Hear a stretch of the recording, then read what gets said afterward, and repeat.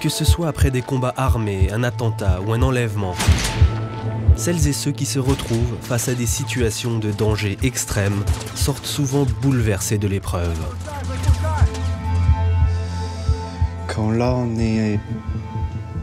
on a laissé quelque chose sur l'accident, sur le théâtre où on était. Troubles affectifs, comportementaux, des peurs irrationnelles, ces séquelles ont un nom, c'est le syndrome de stress post-traumatique.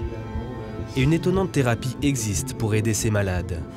Le MDR, acronyme anglais de désensibilisation et retraitement par le mouvement des yeux, permet de déverrouiller les blocages mentaux qui polluent le quotidien des patients. La technique est simple, le patient doit remémorer son traumatisme tout en bougeant ses yeux ou bien en écoutant des sons particuliers dans un casque. Repenser donc à ce qui s'est passé.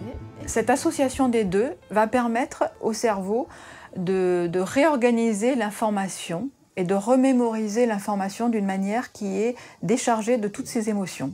La recherche qu'on fait actuellement, c'est avec les militaires, donc des gens qui ont été exposés à la guerre.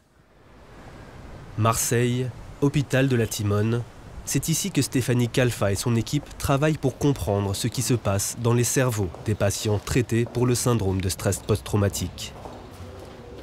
On sait que dans le stress post-traumatique, il y a notamment une hyperactivation d'une structure qui est impliquée dans le traitement émotionnel, dans la réponse émotionnelle, qui est l'amygdale, qui est surtout une structure impliquée dans la peur.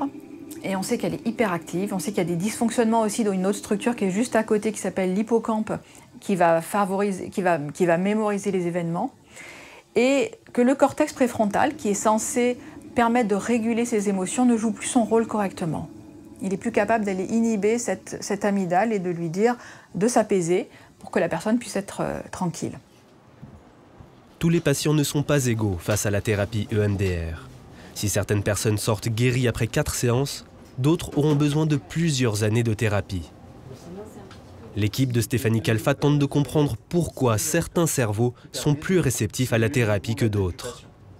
Chaque patient passera des tests avant et après la thérapie pour évaluer l'état du cerveau en situation de stress. Le protocole scientifique se repose sur la réalité virtuelle.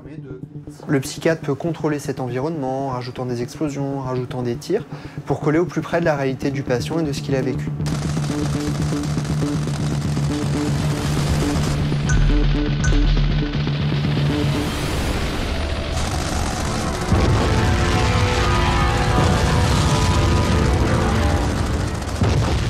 Ils vont revivre des situations parmi les situations les plus stressantes dans la guerre, avec des combats. Voilà.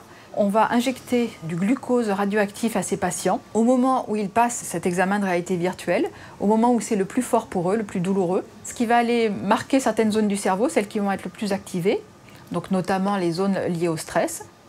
Et après, ces patients vont aller dans le scanner pour enregistrer justement cette activité radioactive dans certaines zones du cerveau, ce qui nous permettra individuellement et aussi en groupe de quantifier, de qualifier les anomalies cérébrales dans le stress post-traumatique. Les réactions cérébrales du patient vont également être étudiées en direct par électroencéphalographie grâce à ce casque truffé d'électrodes. Donc on va vraiment mesurer ce qui se passe quand la personne revit son traumatisme par rapport à un moment où elle est en apaisement. Mais on va aussi regarder comment la personne réagit à des voix qui expriment de la peur, à des visages où il y a aussi des expressions d'émotions négatives. Donc on va activer là encore les circuits des émotions et notamment des émotions négatives de deux manières différentes pour aller quantifier, caractériser le cerveau dans son activité électrique en réponse à des situations de stress.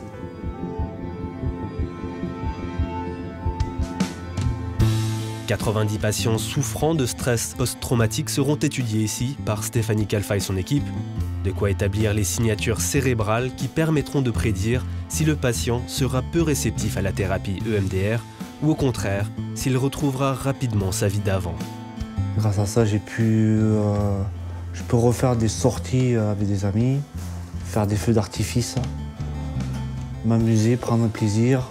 Je pense que c'est très important pour quelqu'un de savoir qu'il peut s'en sortir, Et c'est pas pareil de savoir qu'on peut s'en sortir en 3 séances, ou en 20 séances, ou en 3 ans, ou en 6 ans.